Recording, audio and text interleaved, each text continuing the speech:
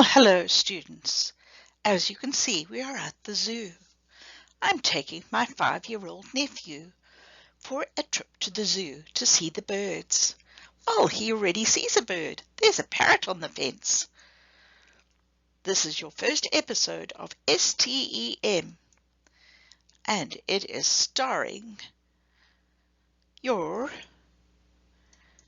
indomitable investigator, Gourmet Gomez. Ta-da! Oh, look at that parrot. It's so clever. It can actually revolve on the fence itself. Oh, my nephew is going to enjoy the zoo. Step into my office to see what case I have today. Here is our revolving suitcase, and then out of our revolving suitcase will come a scroll. And if you look carefully on the scroll, you will see today that we are investigating the mysterious case of the mixed up birds. This, of course, has to do with my nephew. You know, he's only 5 years old, and he got the birds all mixed up. Let's find out what this is all about. Well, my question would be, why have birds adapted to having different beaks? Here is my aunt. She is an ornithologist. She has written a book called Birds of a Feather. She studies birds and she knows all about their adaptations. Now, my 5-year-old nephew wants to see these birds that I've locked up in the zoo. He has a bird of his own that he keeps in a cage, but it's nothing like the ones that we have in the zoo. He also likes to go with his big brother and his father to watch birds in the wild. He also likes to feed wild birds as well. Well, my aunt gave him a special assignment.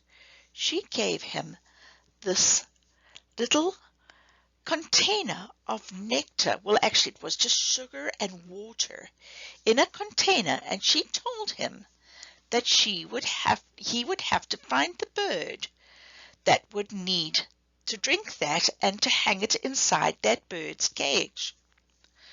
So he said, well, how am I going to know this? Because I'm only 5 years old. I can't read.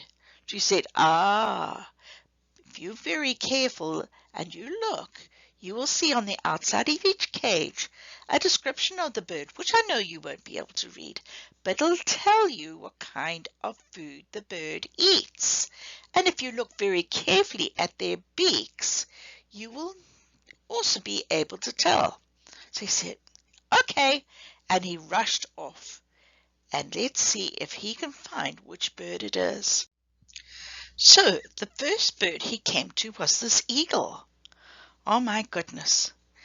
And he said, how am I going to know if this eagle will be able to drink this juice, this sugar water? Well, luckily there were some people that were near the cage, and they said, well, did your aunt tell you to look at the bird's beak? Do you see it? This is a carnivorous bird. Birds that feed on vertebrates that have strong hooked beaks with the upper part protruding over the lower part. They're securely attached to the skull, and they use it to tear and pull the flesh of their prey.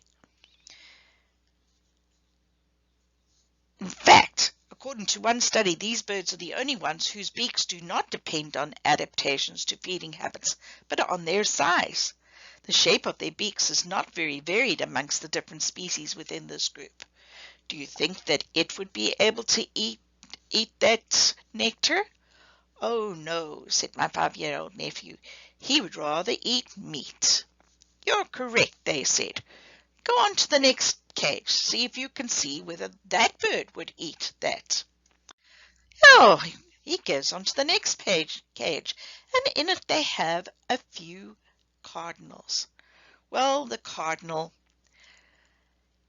said, I wonder, I don't know if he'd be able to get his beak into a small tube like that. Well, the people were following him. They said, no, you're absolutely right. If you look very carefully, this bird is a granivorous bird. This is a group of birds that feed mainly on seeds. In many cases, they have a short, robust beak that ends in a conical shape, allowing them to break seeds. The goldfinches and sparrows and canaries are good examples of this type of bird. So here are the seeds that they would like to eat. Do you see it on the side? Oh, good. All right. Can we go to the next bird? My nephew asked them. Ah, the next bird was a parrot. Well, they said, do you think the parrot will be able to drink that nectar? Ah, no, I don't think so. You're right, they said. Yes, this is a frugivorous bird. Although they feed on fruit, whether meaty or dried, these birds can also feed on seeds, and their beaks are specialized at dealing with fruit, which they open to obtain the pulp or seeds.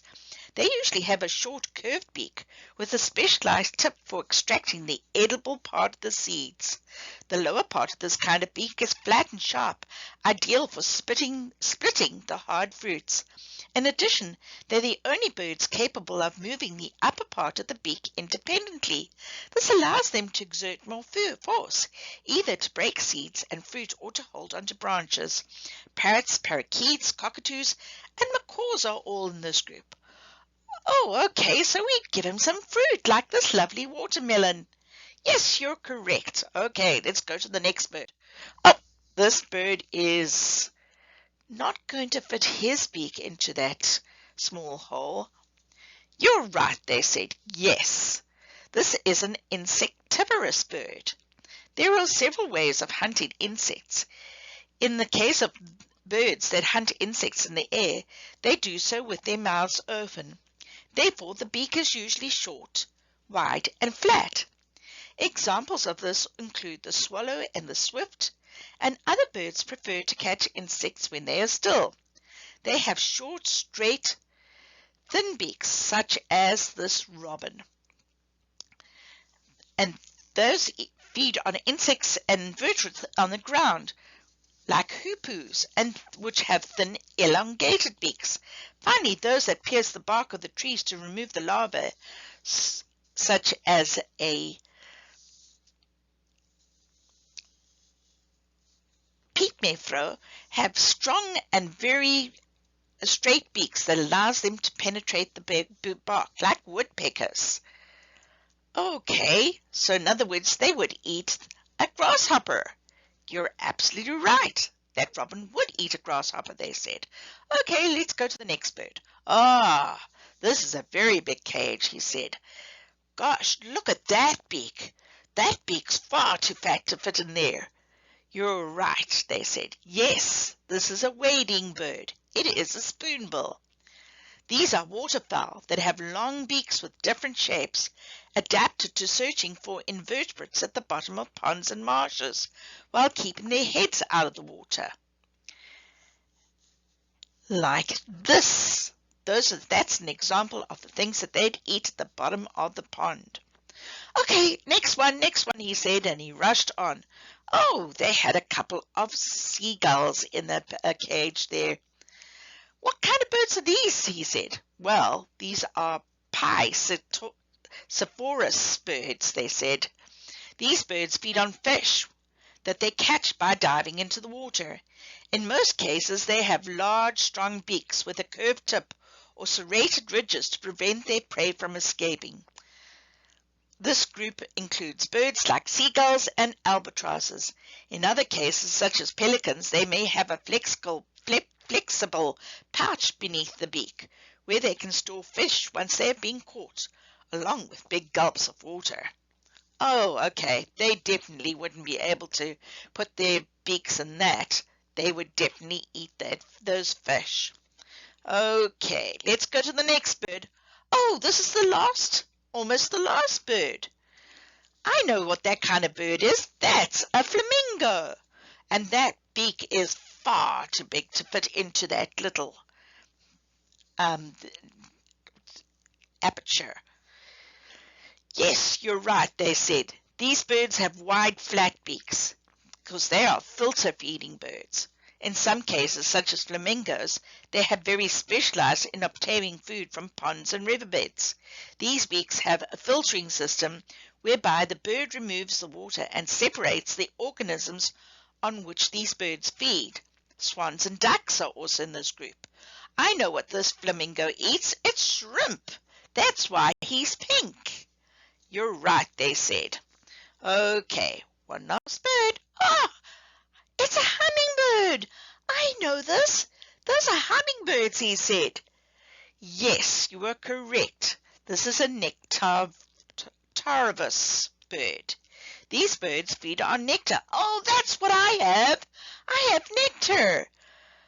Yes, they insert their beak into the flower and they suck the nectar on. They tend to have thin, long beaks, although the shape can be vary depending on the kind of flowers they feed on.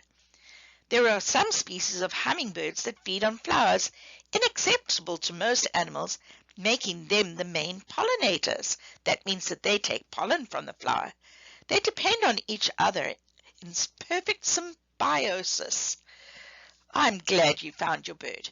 Hang your nectar thing in carefully. All right. Thank you very much for your help, he told them, and off he went. Yay! Our case is closed. We have found all the birds and we've investigated their beaks. All right. So, as our case revolves, we have one last puzzle, and this puzzle is for you. Yes, go to the